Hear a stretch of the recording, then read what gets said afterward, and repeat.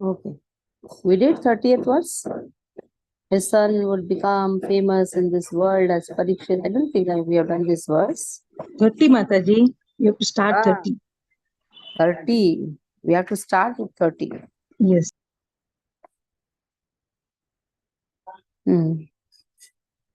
So in this way, Yudhishthir Maharaj remunerated everyone very sumptuously and they all left their homes. This we saw last time, right? Now 30th verse. Sa esha loke vikhyatah parikshit iti yat prabhuhu पूर्वं दृष्टम् अनुध्यानम् परीक्षेत नरेष्विह. You get some disturbance from work is going on. स एष लोके विख्यातः परीक्षेतिति यत् प्रभुः पूर्वं दृष्टम् अनुध्यायन् परीक्षेत नरेष्विह.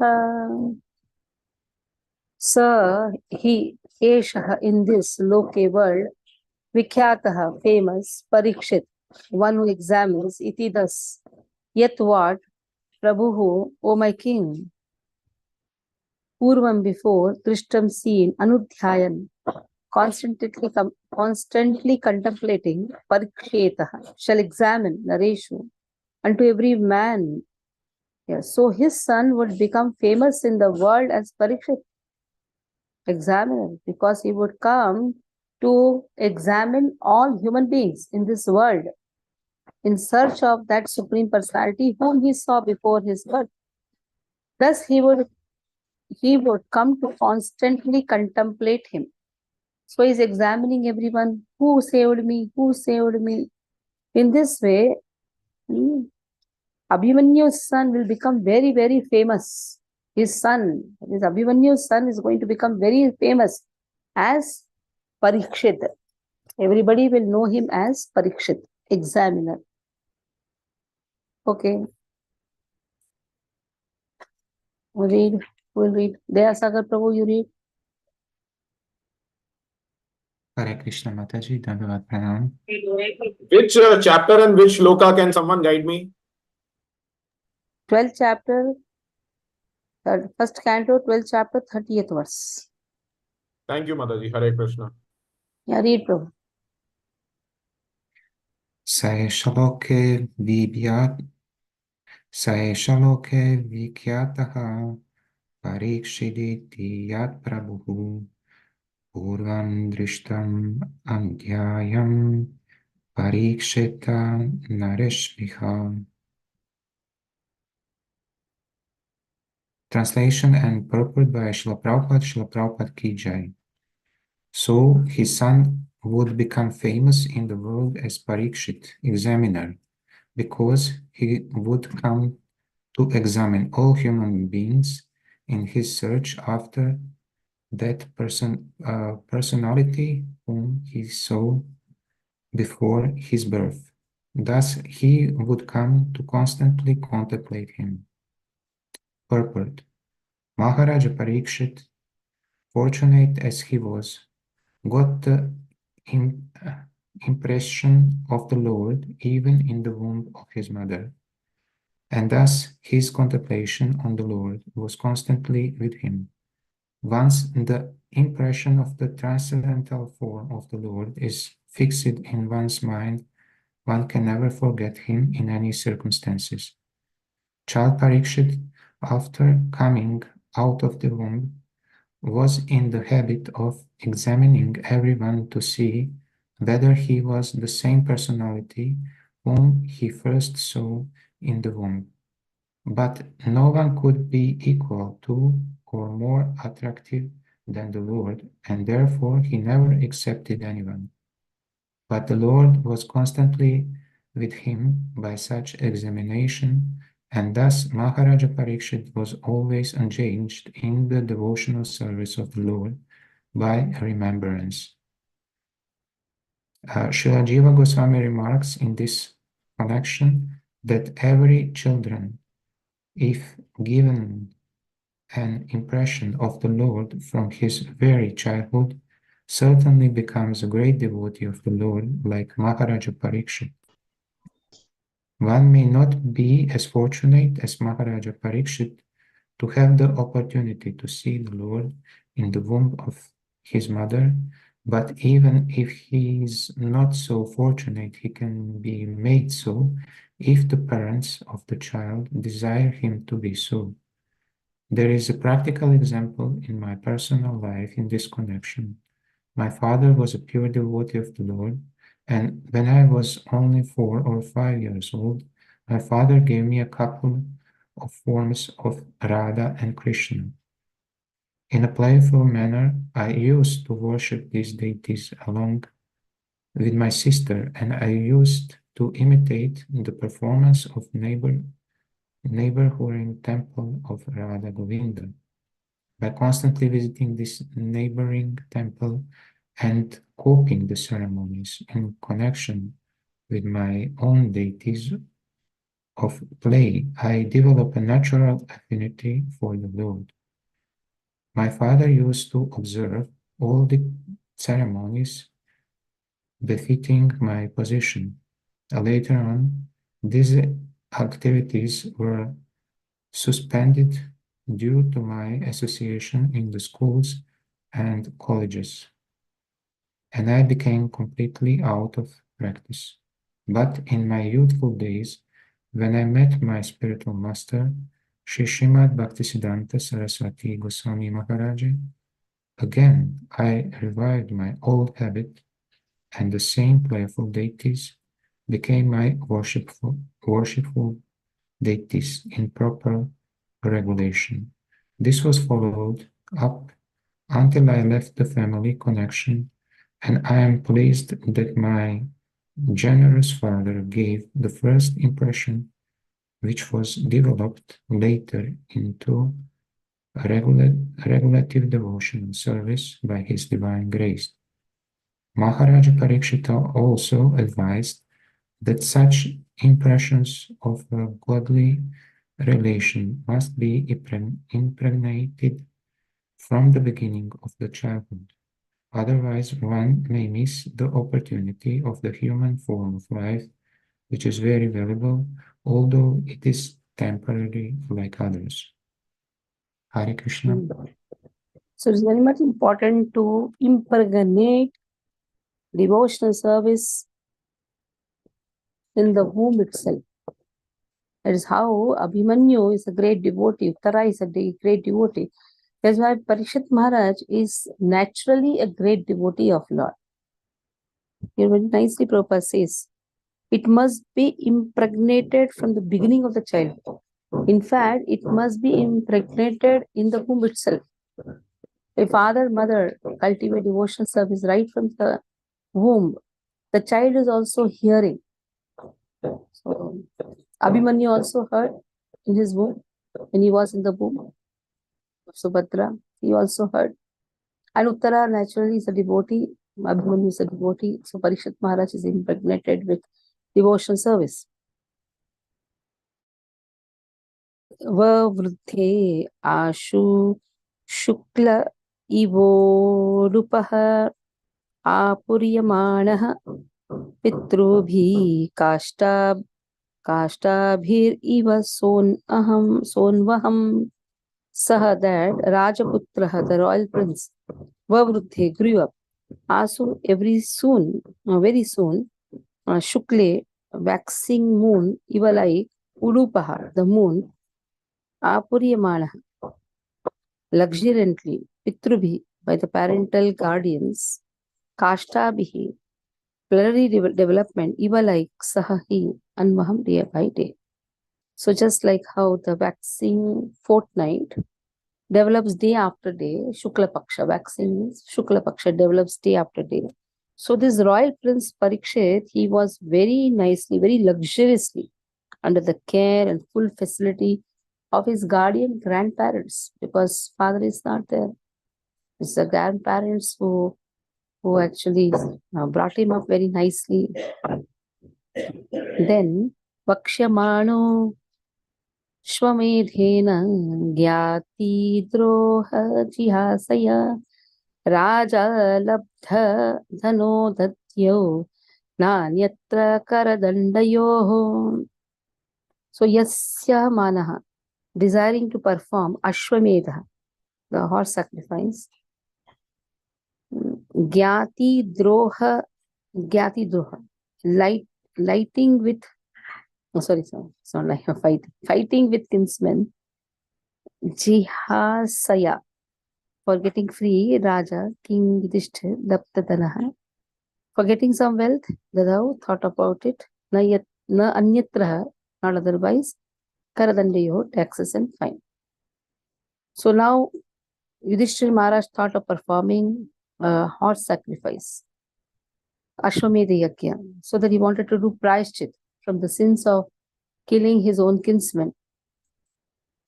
And also, he was anxious to get some wealth. Ashwamedha Yajna means the horse is sent, and if somebody wants to fight or doesn't want to accept the king who has sent this horse, then he has to fight. And if he is conquered, then the whole kingdom and his money belongs to the person who has sent the horse. A special horse is sent, the Ashwamedha Yajna. And then afterwards, after conquering different places, the same horse comes back, and then afterwards it is put in the sacrifice. In this way, the horse also gets a wonderful body in the next life. That is how horse sacrifice happens. But before that, the horse goes, and behind the horse, the army also goes. The army also goes. And if somebody opposes, then the army fights with that king. And if the king is conquered, the whole wealth belongs to this king. So here he wanted some wealth, for there was no surplus funds outside of fines and tax collections. Nothing was left for everything. The war involved so much of wealth, so much of money. Now, how to run the show, how to run the kingdom, how to run the kingdom. For that, money is required, wealth is required, and also prayashchit has to be done. So naturally, it lies on the head of the king. Yudhishthir Maharaj is the king of the whole Bharatavarsha. So let us see. Because the king protects the Brahmanas, the Vipras, he protects. So who advised him to perform the Ashwamedha Yajna? It is Bhishma Deva who actually advised him. Okay, Kamalakshmi Mataji, read both the verses. One verse you read, one verse Prabhuji will read. Gadadhar Prabhuji. Okay, Mother. 31 you read, 32 Gadadhar Prabhu. Okay, Mother. Hare Krishna, Mother. Sarajaputro varte asusukla ivattu bhaga apriyamalaga pitrubi kastabirivasho anvaham. Translation: as the moon in its waxing fortnight develops day after day, so the royal prince Parikshit very soon developed luxuriantly under the care and full facilities of his spirit. Text number 32. Yakshamano aswamedena jnanati droha jihasaya raja labadatano datyao nanyatra karadandayaho. Translation by Srila Prabhupada. Srila Prabhupada ki jai. Just at this time, King Yudhishthira was considering performing a horse sacrifice to get freed from sins incurred from fighting with kinsmen.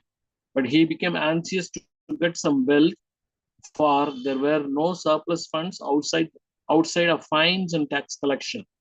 Purport: as the Brahmanas and Viprasa had a right to be subsidized by the state executive had the right to collect tax and fines from the citizens. After the battle of Kurukshetra, the state treasury was exhausted, and therefore there was no surplus fund except the fund from tax collection and fines. Such funds were sufficient only for the state budget, and having no excess fund, the king was anxious to get more wealth in some other way in order to perform the horse sacrifice. Maharaja Yudhishthira wanted to perform this sacrifice under the instruction of Bhismadev. Hare Krishna. Okay, now let us see. Tadabhi my Nainu is sitting here and she's teasing me. I'm in Nagpur, na? She's also repeating the verse. Bhratrochuta choditaha danam prahinam ajahu rudicyam dishi bhurishaha. Tat, his abhipretam, wishes of the mind, alakshaha, observing, bhrataha, his brothers, Achyuta, the infallible Lord Sri Krishna, choditaha, being advised by, dhanam, riches, prahinam, to collect, ajahuru, brought about, udichyam, northern, dishi, direction, purishaha, sufficient. So this is the desire of the king. Though his brothers knew the desire of the king, because king has to protect the kingdom, for that he requires the wealth, and for that he wants to first do atonement for the sins he has done, and then perform the nice Ashwamedha Yajna. For that he wants to perform the Ashwamedha Yajna. So his brothers knew that. So as advised by Lordship Krishna, the infallible Lord Krishna, collected sufficient riches from the north, left by King Maruta. So in this way, his brothers knew the desire. They went towards the north, and there they could collect lot of funds. Even Lord Krishna advised them to perform Ashwamedha Yajna. So his brothers supported. So about Maharaj Maruta has been said, he is one of the great emperors of the world. He reigned over the world long before the reign of Maharaj Yudhishthira. So in this way, he was the son of Avikshit and was a great devotee of the sun god, known as Yamaraj. So in this way, about Maharaj Marut has been put here. Okay, Neeraj Prabhu, can you read?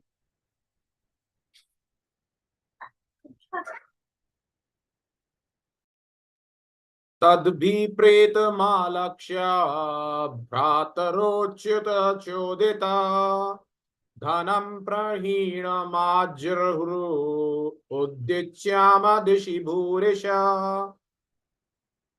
Translation by His Divine Grace A.C. Bhaktivedanta Swami Srila Prabhupada. Understanding the hearty wishes of the king, his brothers, as advised by the infallible Lord Krishna, collected sufficient riches from the north, left by King Marutha. Purport by His Divine Grace A.C. Srila Bhaktivedanta Swami Srila Prabhupada ki jai. Maharaj Marutha, one of the great emperors of the world, he reigned over the world long before the reign of Maharaj Yudhishthira. He was the son of Maharaj Avikshita and was a great devotee of the son of the sun god, known as Yamaraj. His brother Samvarta was a rival priest of the great Brahaspati, the learned priest of the demigods. He conducted one sacrifice called Shankara Yajna, by which the Lord was so satisfied that he was pleased to hand over to him the charge of a mountain peak of gold. This peak of gold is somewhere in the Himalaya mountains, and modern adventurers may try to find it there. He was so powerful an emperor that at the day's end of sacrifice, the demigods from the other planet like Indra, Chandra, and Brahaspati used to visit his palace. And because he had the gold peak at his disposal, he had sufficient gold in his possession. The canopy of the sacrificial altar was completely made of gold. In his daily performances of the sacrificial ceremonies, some of the inhabitants of the Vayuloka, airy planets, were invited to expedite the cooking work of the ceremony. And the assembly of the demigods in the ceremony was led by Vishwadeva. By his constant pious work, he was able to drive out all kinds of diseases from the jurisdiction of his kingdom. All the inhabitants of higher planets like Devaloka and Prithloka were pleased with him for his great sacrificial ceremonies. Every day, he used to give in charity to the learned Brahmanas such things as bedding, seats, conveyances, and sufficient quantities of gold. Because of munificent charities and performances of innumerable sacrifices, the king of heaven, Indradeva, was fully satisfied with him and always wished for his welfare. Due to his pious activities, he remained a young man throughout his life and reigned over the world for 1,000 years. Surrounded by his satisfied subjects, ministers, legitimate wives, sons, and brothers. Even Lord Sri Krishna praised his spirit of pious activities. He handed over his only daughter to Maharshi Angira, and by his good blessings, he was elevated to the kingdom of heaven. First of all, he wanted to offer the priesthood of his sacrifices to learned Brahaspati, but the demigod refused to accept the post because of the king's being a human being, a man of this earth. He was very sorry for this, but on the advice of Narad Muni, he appointed Samvarta to the post, and he was successful in his mission. The success of a particular type of sacrifice completely depends on the priest in charge.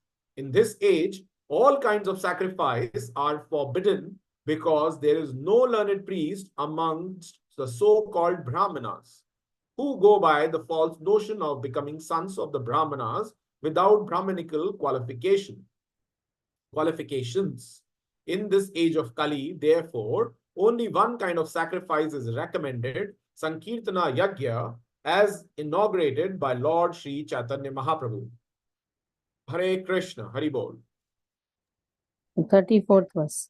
Tena sambhuta sambharo dharmaputro yudhishthirah madhimedhaistribhirbhito yajnai samayajat dharim. Tena, with that wealth, sambhrutaha, collected, sambhara, ingredients, dharmaputra, the pious king, Yudhishthir, Vajimedaha, by horse sacrifices, three times, Bhitaha, being greatly afraid after the battle of Kurukshetra, Yajna sacrifices, Samayajat perfectly worshipped Harim, the Supreme Lord. Now he could procure the ingredients for next 3 horse sacrifices. That means first Ashwamedha Yajna he did, and then with whatever riches he collected from the north.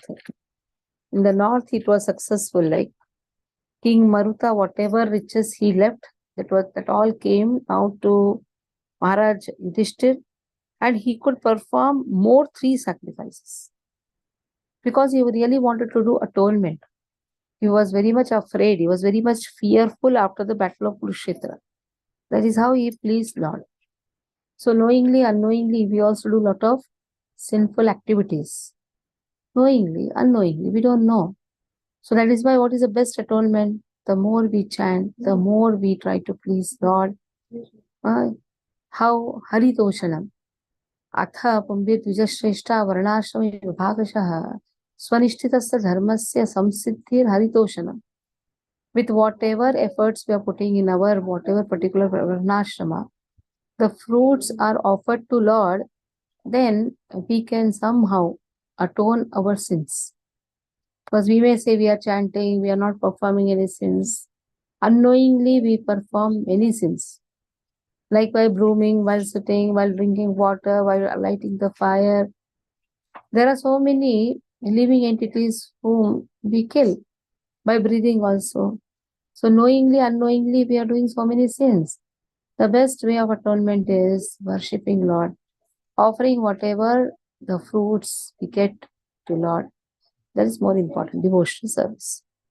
So Yudhishthir Maharaj, though the war was inevitable, the war was told by Lord, suggested by Lord to do After that also, so many people were killed. So after that also, Yudhishthira Maharaj is thinking that I have done so a lot of sins. He's not saying that Lord told that is why we have fought. No, he did not speak like this. In fact, he considered himself responsible for all this fight. That is why he is known as devotee, the best devotee of Lord. Devotees don't put the blames on others. In fact, they consider themselves responsible. This is very much important because sometimes when there is something wrong, we try to put the blames on others. But here, Lord proposed this fight, isn't it? The whole war was proposed by Lord, but still, Yudhishthir Maharaj considers himself responsible. I am responsible for so much of sins. He did not say, Lord, it is you who told, that is why we fought. No. These are the lakshanas of devotee. Devotee, especially when you are in a higher authority, whatever mistakes happen in the temple, the authority is responsible for it. Though there may be some junior staff who has done or junior devotee who has done the mistake, whatever, the blames has to be taken by the authority. Then he can be known as an authority. Like with the parents, if the children do something wrong, who is responsible? Whom will you hold responsible? The parents. If children are wrong, doing something wrong, who is responsible? Then what you say? बच्चों को अच्छा बड़ा नहीं किया है, हाँ माता पिता ने ध्यान नहीं दिया है, तो बेचारा माता पिता मुड़े पुड़े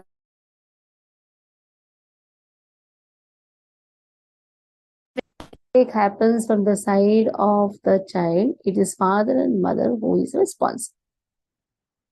Directly or indirectly, he is responsible. Simple. In the same way, if the king is responsible for whatever losses has happened in the country. The king is responsible. Now the wealth is gone. There's nothing. So then Ashwamedha Yajna was done. A lot of wealth has come. Another 3 Ashwamedha Yajna was performed because still he considers the atonement is not enough.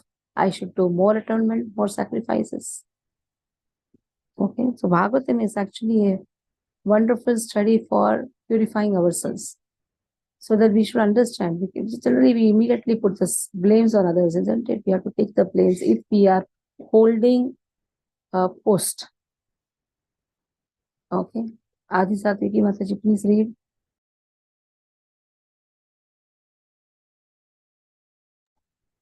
Oops. Hare Krishna Mataji, धन्यवाद प्रणाम. तेन समृत संभारो धर्मपुत्र युधिष्ठिरः बाजी मेधै स्त्रीभिर्भीतो यज्ञै समय जद्धरिम्. Translation and purport by Srila Prabhupada ki jai. By those riches, the king could procure the ingredients for three horse sacrifices. Thus, the pious king Yudhishthira, who was very fearful after the battle of Kurukshetra, pleased Lord Hari, the personality of Godhead. Purport: Maharaja Yudhishthira was the ideal and celebrated pious king of the world, and still he was greatly afraid after the execution of the battle of Kurukshetra because of the mass killing in the fight, all of which was done only to install him on the throne. He therefore took all the responsibility for sins committed in the welfare. And to get rid of all these sins, he wanted to perform 3 sacrifices in which horses are offered at the altar. Such a sacrifice is very costly. Even Maharaja Yudhishthira had to collect the necessary heaps of gold left by Maharaja Maruta and the Brahmanas who were given gold in charity by King Maruta. The learned Brahmanas could not take away all the loads of gold given by Maharaja Maruta, and therefore they left behind the major portion of the gift. The Maharaja Maruta also did not again collect such heaps of gold given away in charity. Besides that, all the golden plates and utensils which were used in the sacrifice were also thrown in the dustbins. And all such heaps of gold remained unclaimed property for a long time, till Maharaja Yudhishthira collected them for his own purposes. Lord Sri Krishna advised the brothers of Maharaja Yudhishthira to collect the unclaimed property because it belonged to the king. The more astonishing thing is that no subject of the state also collected such unclaimed gold for industrial enterprise or anything like that. This means that the state citizens were completely satisfied with all necessities of life and therefore not inclined to accept unnecessary productive enterprises for sense gratification. Maharaj Yudhishthir also requestioned the heaps of gold for performing sacrifices and for pleasing the Supreme Hari, personality of Godhead. Otherwise, he had no desire to collect them for the state treasury. One should take lessons from the acts of Maharaja Yudhishthira. He was afraid of sins committed on the battlefield, and therefore he wanted to satisfy the supreme authority. This indicates that unintentional sins are also committed in our daily occupational discharge of duties. And to counteract even such unintentional crimes, one must perform sacrifices as they are recommended in the revealed scriptures. The Lord says in Bhagavad Gita, Yajna tat karma no niyatra loka Yajnatat karmano nitra lokoyam karmavandam. karma bandhana. That one mukta sangha samachara. 3.30. Yeah. No, sorry, 3.9. 3.9. Yajnatat karmano. Whatever done for Krishna will liberate a person. Will remove him of the bondage. Yeah. That one must perform sacrifices recommended in the scriptures in order to get rid of commitments of all unauthorized work or even unintentional crimes which we are apt to commit. By doing so, one shall be free from all kinds of, and those who do not do so but work for self-interest or sense gratification have to undergo all tribulations accrued from committed sins. Therefore, the main purpose of performing sacrifices is to satisfy the Supreme Personality Hari. The process of performing sacrifices may be different in terms of different times, places, and persons, but the aim of such sacrifices is one and the same at all times and in all circumstances. Viz. Satisfaction of the Supreme Lord Hari. Satisfaction of the Supreme Lord Hari. That is the way of pious life, and that is the way of peace and prosperity in the world at large. Maharaja Yudhishthir did all these as the ideal pious king in the world. If Maharaja Yudhishthir is a sinner in his daily discharge of duties in royal administration of state affairs, wherein killing of man and animals is a recognized art, then we can just imagine the amount of sins committed consciously or unconsciously by the untrained population of the Kali Yuga, who have no way to perform sacrifice to please the Supreme Lord. The Bhagavatam says, therefore, that the prime duty of the human being is to satisfy the Supreme Lord by the performance of one's occupational duty.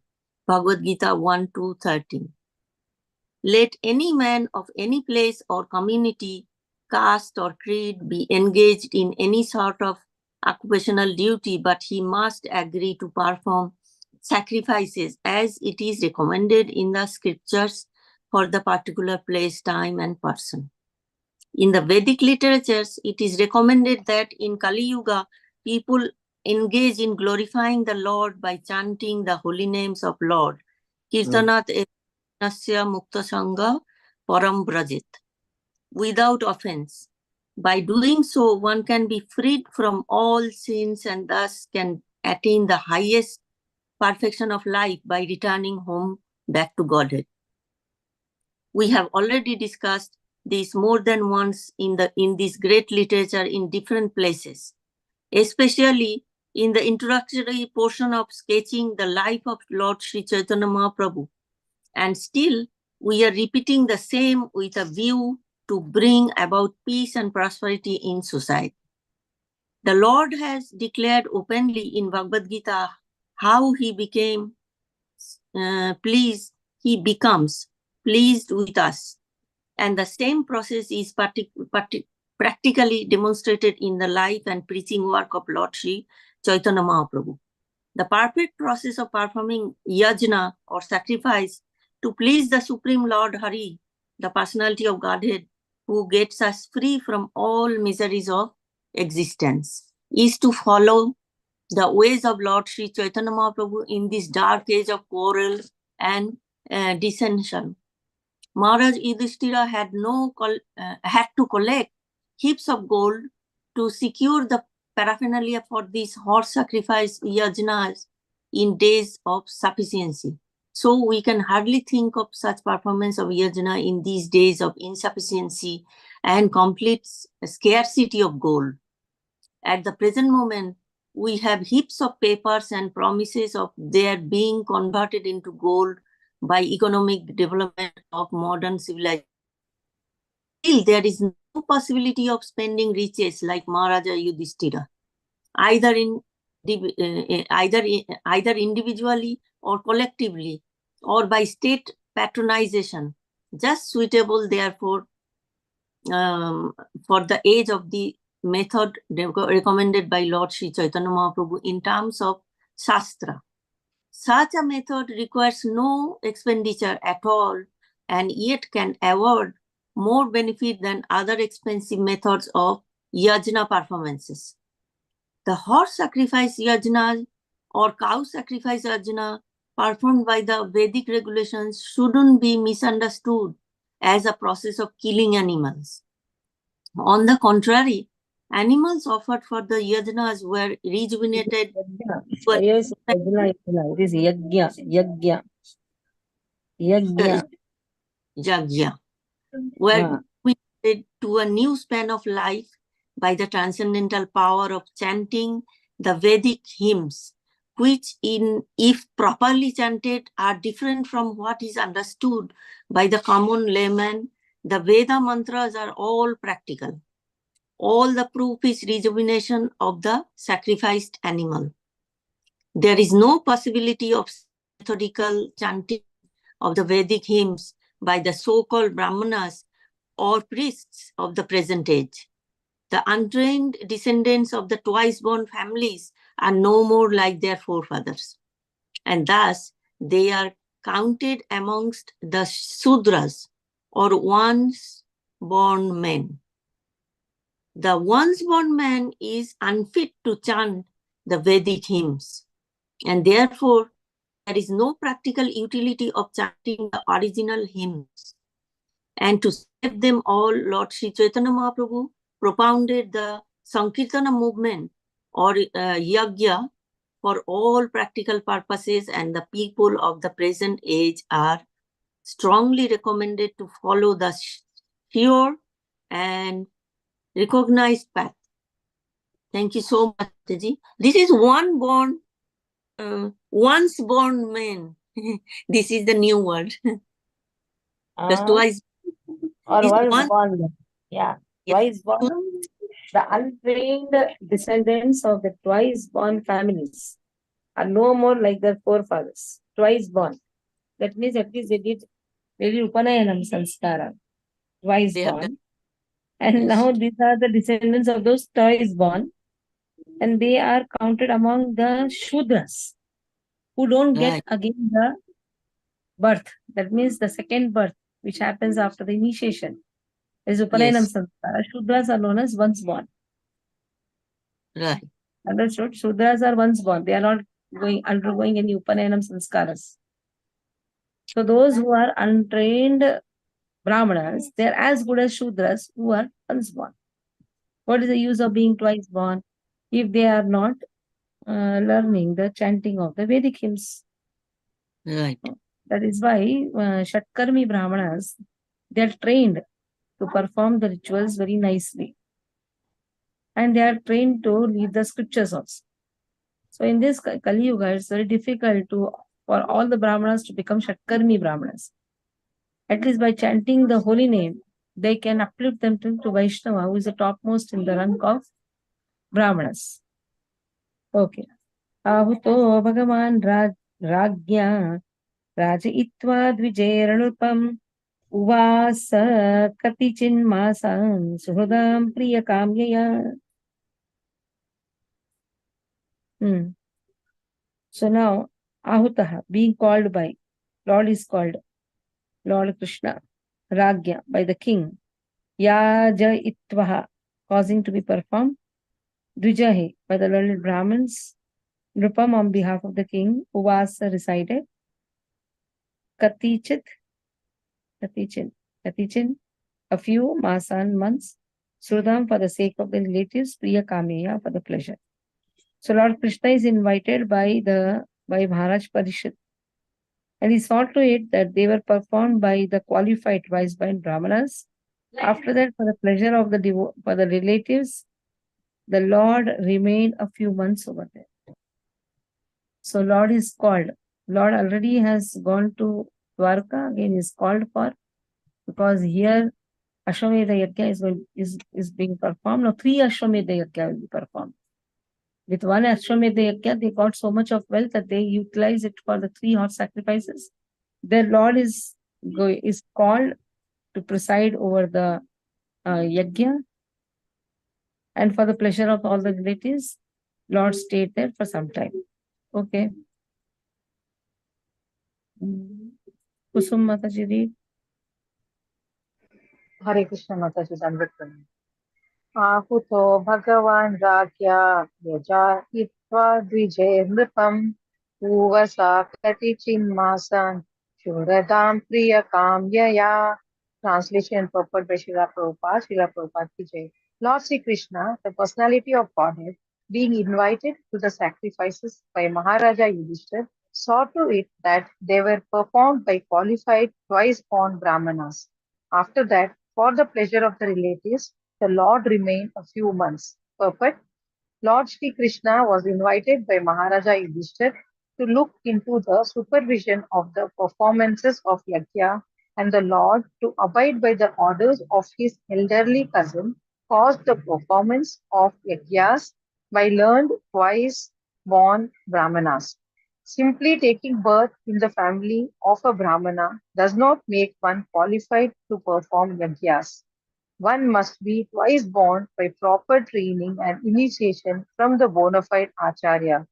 The once born scions of Brahmana families are equal with the once born Sudras, and such Brahmana Bandhus, Brahma Bandhus, or unqualified once born scions must be rejected for any purpose of religious or Vedic function. Lord Sri Krishna was entrusted to look after this arrangement, and perfect as he is, he caused the yajnas to be performed by the bona fide twice born Brahmanas for successful execution. Thank you, Mataji. Okay, last verse now. Tato Ragya Bhanugyatah Krishnaya Sahavandubhihi Yayau Dwaravatim Brahman Sarjunno Yadubhirvatah. Thereafter, Abhyanu Gyata. Abhyanu Gyata means taken permission from the king, as well as from Draupadi, Krishnaya, Saha along with Bandhubihi, the relatives. So took the permission from Draupadi and all the relatives. Yayav went to Dwaravatim, that is Dwarka Dham. O Brahmana, in this way, Suta Goswami is speaking to Shaunakadi Rishi. O Brahmanas, Lord left to Dwarka.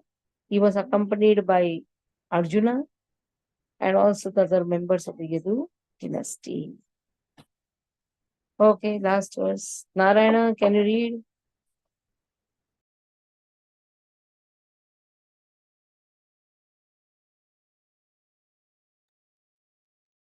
Narayana is.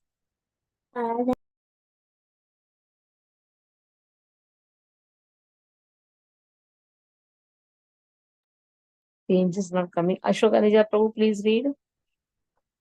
हरे कृष्ण माता जी दंडवत प्रणाम ततो राज्ञा अभ्यनुज्ञात कृष्णया सह बंधुभि ययो द्वारवतीं ब्रह्मन् सार्जुनो यदुभिर्वतः Translation by Srila Prabhupada ki jai.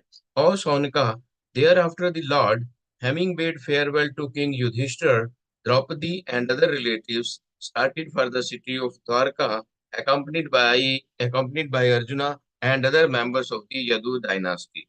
Thus end the Bhaktivedanta purpose of the first canto, 12th chapter of the Srimad Bhagavatam entitled Birth of Emperor Parik. Hare Krishna. Hare Krishna. Mataji, one small thing. Why Draupadi in this shloka is referred Krishnaya? Yeah, her name is Krishna. When you say Krishna, it is Krishna. And Krishna refers to Draupadi. Like Rama refers to Lakshmi. Rama, Ma, when it comes Lakshmi. You want to chant some shlokas? Come. When she is called Draupadi because she is the daughter of Draupadi, it is understandable. But somewhat I was not able to correlate it with Krishna. Draupadi considers Krishna as brother. Krishna. Come, you chant the verse. Nigama kalpataro avgalitam phalam shukhamukhatamritam pivata bhavatam rasamalayam nivaraho rasika bhuvadhavukam. Very good. Yes, Tadi Prabhu.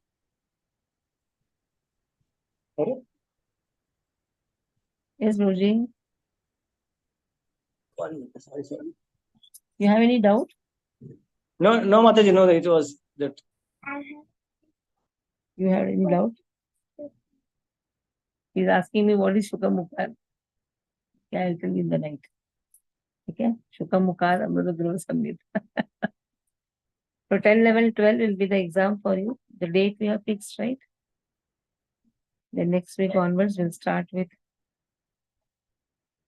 13th chapter. 13, 14, 15. Mataji, I have a question. Actually, two questions. So, is it okay if I ask them right now? Yeah.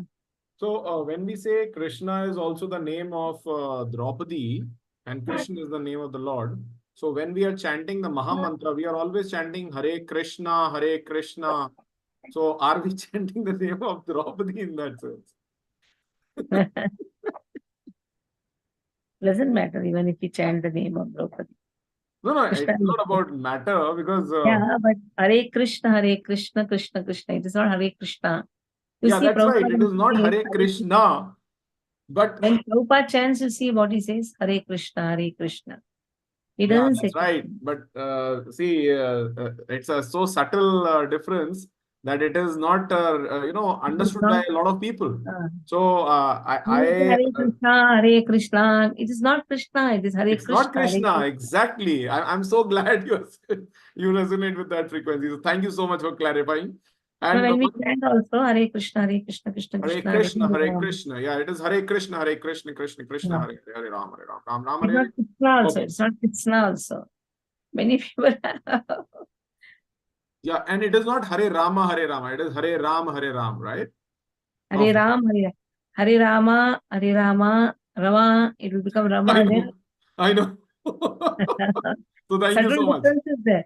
That is how when Brahma comes to give prediction to all this Ravana, Kumbhakarna and all, just by the subtle mistake in the pronunciation, the whole blessings became curse. Yeah, it changes the meaning, the entire...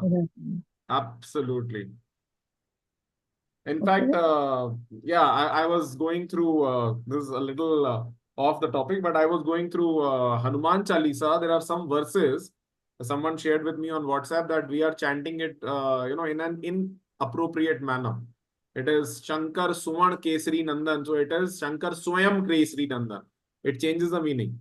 Then Sada Raho Raghupati Ke Dasa. It is Sadar Sadar Ho Raghupati Ke Dasa. So it is the same word, but it is spoken, Sadar Ho and Sadar Ho. It is like, I was like, amazing. And then, yeah, these are things. One more clarification, Mataji.